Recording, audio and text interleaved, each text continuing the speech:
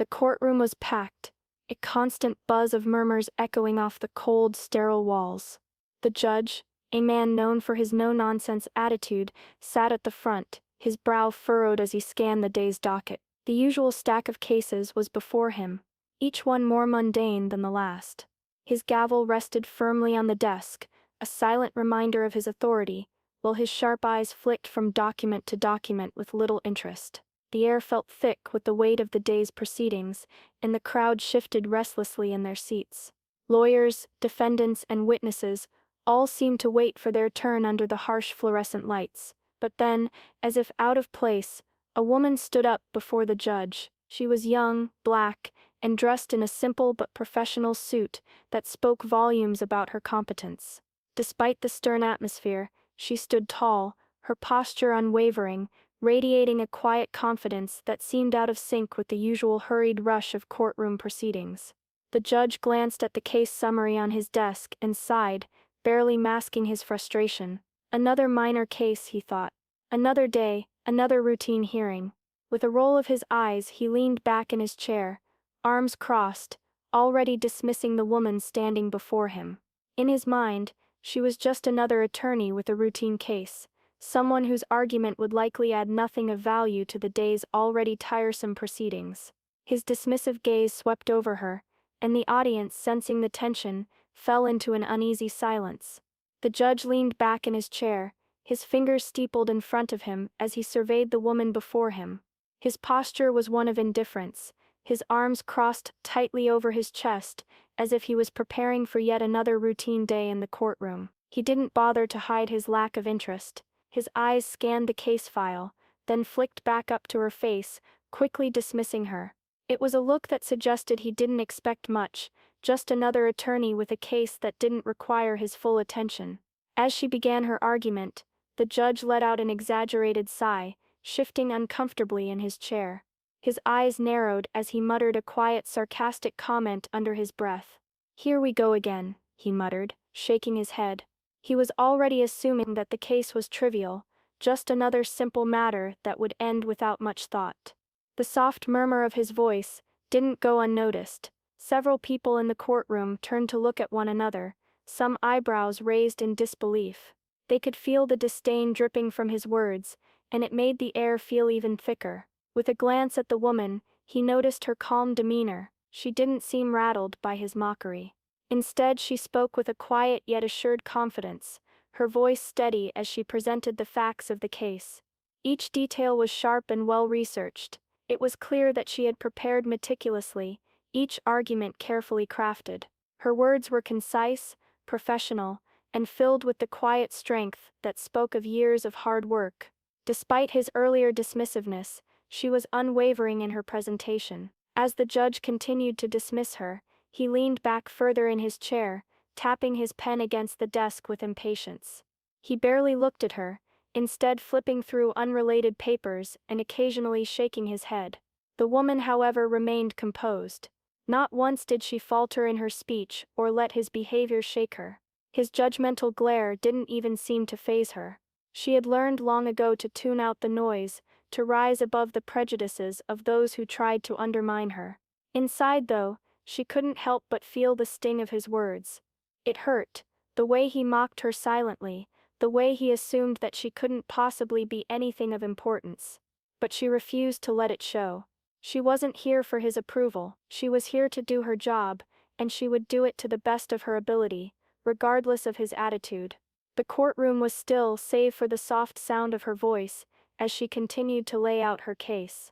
The judge's dismissiveness was palpable, but the woman's strength was undeniable. It was a quiet power that demanded respect, even if he wasn't willing to give it. As the woman continued presenting her case with remarkable precision, her calm voice cutting through the judge's dismissive attitude, something about her presence caught the attention of those in the courtroom.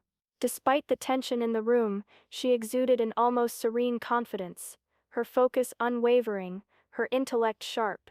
The details of the case were clear and well argued, each point meticulously laid out as though she had thought of every possible angle.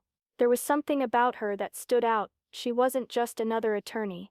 She was different, and it was evident that this wasn't her first time facing challenges.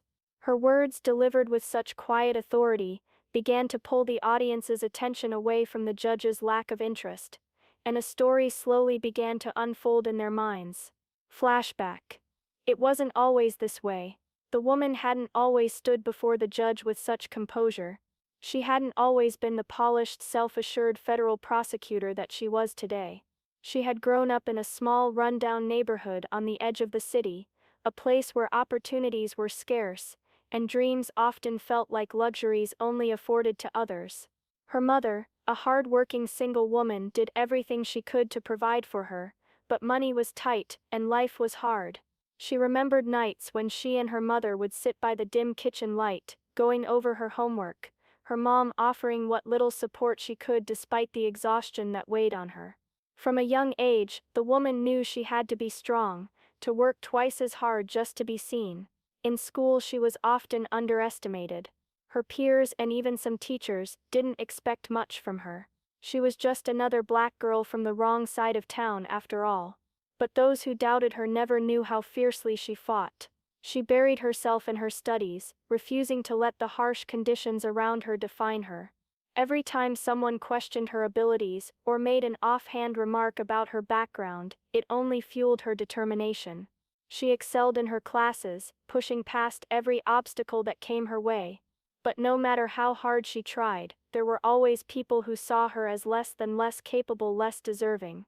She was never given the benefit of the doubt because of the color of her skin and the neighborhood she came from. Teachers would subtly suggest that she should aim for something more realistic, and classmates would joke about her being the token one to make it to college. But she didn't let it break her. She worked harder, studied longer, and excelled in every exam, proving herself over and over again. The woman earned a full scholarship to a prestigious university, where she was once again thrust into an environment that wasn't ready for someone like her. The halls of Ivy League schools were filled with faces who came from privilege, whose families had generations of connections in the legal world. She felt the weight of their judgment whenever she walked through those marble halls, but it only strengthened her resolve. By the time she graduated with honors, she had already earned the respect of some of her professors, though it was a slow process. The woman didn't come from money or privilege, but she had something far more powerful: determination. She didn't just want to be good, she wanted to be the best. Her time in law school was grueling, filled with sleepless nights and moments of doubt, but those years shaped her. Every instance of racism she faced, whether subtle or overt, only steeled her resolve to succeed. And when she finally earned her law degree, she knew it was only the beginning. She fought to secure a position as a federal prosecutor, a role that would allow her to make real change, not just for herself, but for others who had been told they weren't good enough. The struggle was never easy. There were days when she was the only black woman in the room, when her opinions were dismissed because of her gender and race, yet through every hardship, she held her head high. She knew the system was stacked against her, but she had already proven time and again that she was capable, that she deserved to be where she was. Every case she took, every challenge she faced, was a step closer to breaking the barriers that society had set up to hold her back. As she stood in the courtroom now, speaking with the same quiet confidence that had carried her this far, the judge, unaware of the internal strength that had taken years to develop, continued to assume she was just another young attorney. What he didn't know was that this woman had fought, bled, and sacrificed to stand before him, and she would not let anyone dismiss her again. As the woman continued with her argument, the judge's initial dismissiveness began to waver. At first, he had merely been glancing at her, flicking his eyes between the papers and his watch, eager to move on to the next case. But now something in her approach started to stand out. There was a calm precision to her words, an authority in the way she spoke that he hadn't noticed before. She wasn't just presenting her case, she was dismantling it piece by piece, carefully dissecting the facts with an intellectual precision that left no room for error. Her delivery was flawless. She was confident, but not arrogant. She spoke with purpose, each word carefully chosen and delivered with measured intent. There was a quiet power behind her voice, an undeniable expertise in the way she approached each point, as though she had been practicing this moment for years. The judge, still leaning back in his chair, slowly found himself leaning forward, his gaze sharpening as she presented her evidence. He had thought the case would be straightforward, but now, as she unfolded her argument, he could see that he had underestimated her. Then she presented a crucial piece of evidence, a document that he hadn't anticipated. She didn't just drop it in front of him, she made a point of explaining its significance with precision. The evidence wasn't just important, it was decisive. The room seemed to hold its breath as she laid out the details, and even the judge had no choice but to acknowledge that this wasn't just any ordinary case. This was a case handled by someone who knew exactly what they were doing. The judge's eyes flicked to the evidence, his mind working quickly. He couldn't deny it now. She wasn't just another attorney, she was a seasoned professional, someone who had worked tirelessly to get to this point. The realization struck him like a bolt of lightning. This woman wasn't someone to be dismissed or overlooked, she was a federal prosecutor, a position earned through years of hard work, perseverance, and expertise. He straightened up in his chair, a hint of embarrassment creeping over his features. As he looked at her more carefully now, he saw something he hadn't noticed before, the quiet confidence in her posture, the way she stood so still, yet radiated a strength that was undeniable. The subtle tension in her jaw, and the steady calm of her eyes spoke volumes. This was not a woman who would be intimidated by his dismissive behavior. This was a woman who had risen above every obstacle, every prejudice, and had proven herself time and again. His expression slowly shifted. Gone was the cocky arrogance, replaced by a growing sense of respect. He now understood that he had misjudged her, and that misjudgment had been a failure on his part. She wasn't just another lawyer to be written off, she was a force to be reckoned with. For the first time, the judge saw her, not just as a young attorney standing before him, but as a skilled, experienced professional who had earned her place in the room. The realization made him pause, and for the first time that day, he found himself listening intently, genuinely impressed by the woman's ability and expertise. The judge's demeanor shifted subtly but unmistakably. The cocky arrogance that had defined his earlier behavior slowly melted away as he continued to listen to the woman's argument. His shoulders, once hunched and defensive, relaxed as he straightened up in his chair, his hands no longer crossed, but placed flat on the desk in front of him. His eyes, which had once been narrow with judgment, now regarded her with genuine respect.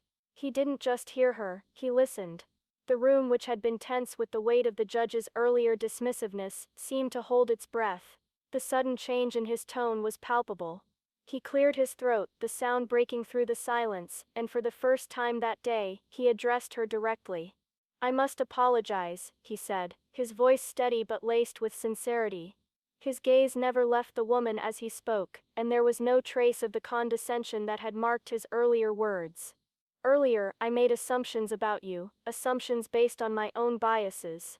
I wrongly believed that your case was insignificant, and that you, as the attorney, weren't worthy of my full attention." The words hung in the air, and the courtroom fell silent. Everyone could feel the weight of the apology, the shift in power dynamics that had unfolded right before their eyes. It wasn't just an apology to the woman, it was an admission of guilt for a deeply ingrained prejudice that many people, even those in positions of power, didn't even realize they carried. The judge's voice softened as he continued, his regret clear. "In doing so, I not only insulted you, but I also failed to give this case the respect it deserved. You are without a doubt a highly qualified and capable professional, and I apologize for not seeing that sooner." He paused, taking a deep breath, his eyes now filled with a quiet humility. "This moment has reminded me that we all have biases, ones that can shape our judgments in ways we don't even realize.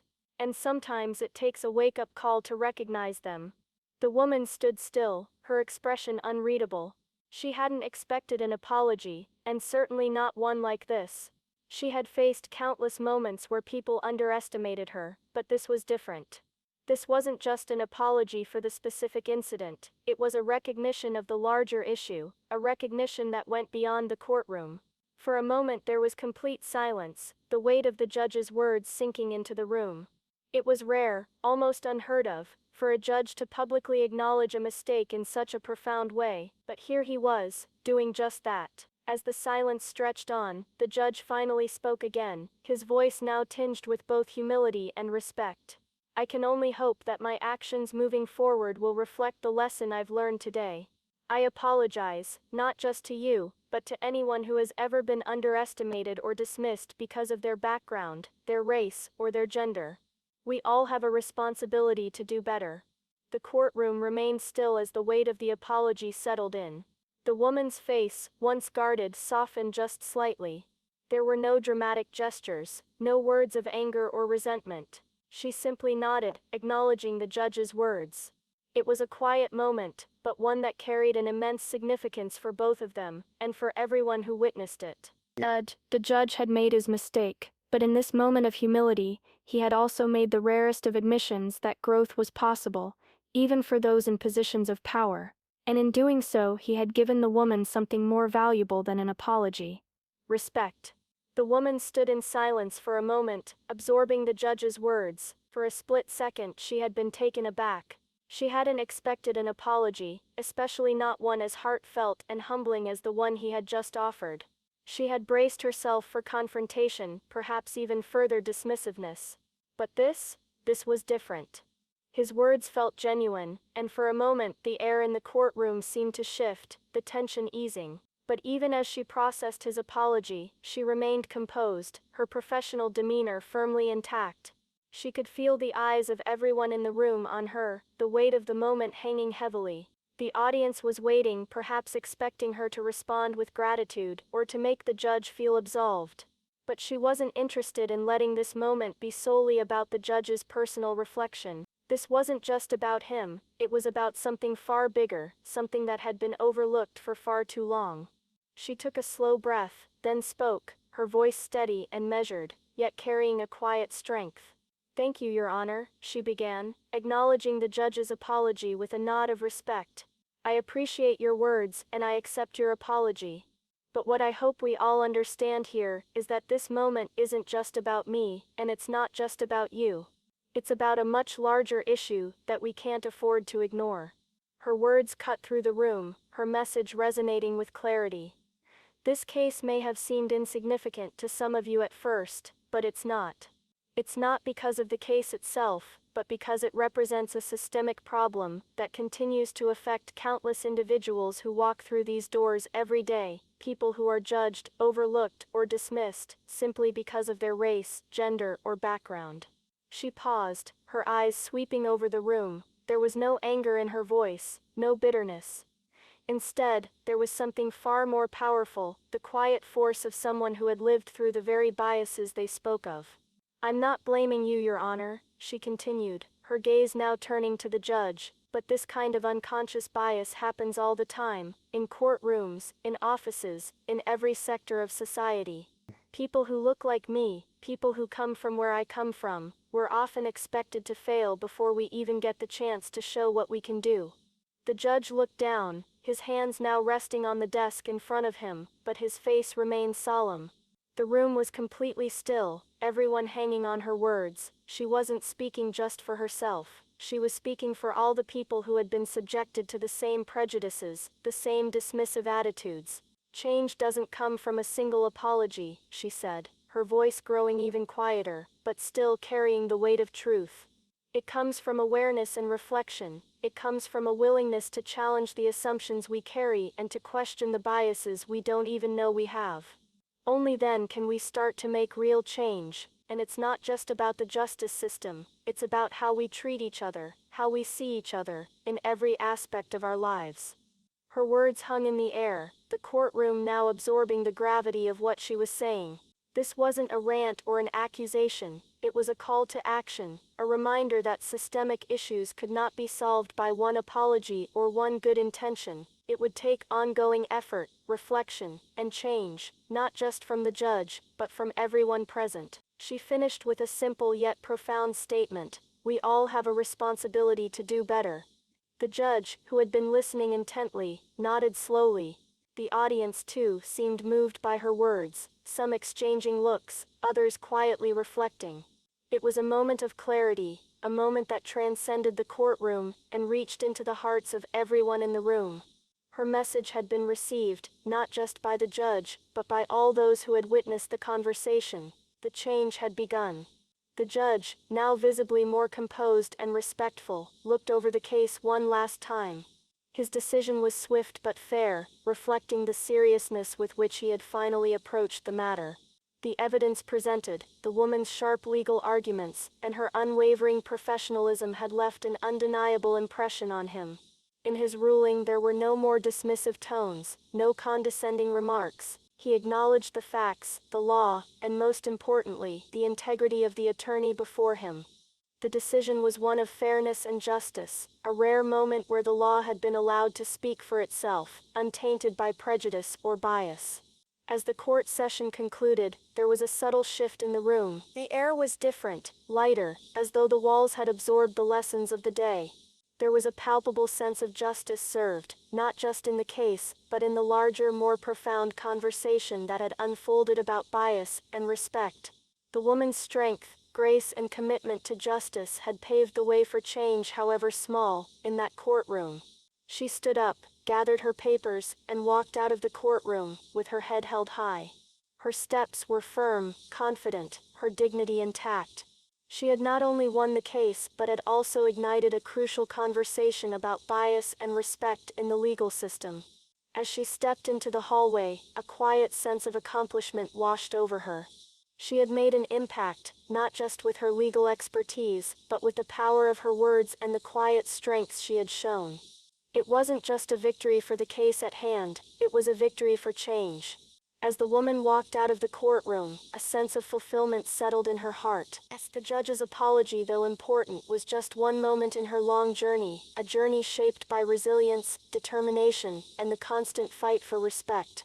What truly made the difference wasn't the apology itself, but her unwavering ability to handle the situation with grace and professionalism. She had not only proven her expertise, but had also used her voice to challenge assumptions and spark change.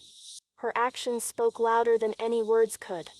In that courtroom, she showed that respect is earned through integrity, not given based on appearances or preconceived notions. She had transformed the judge's view, and perhaps even the views of everyone in that room.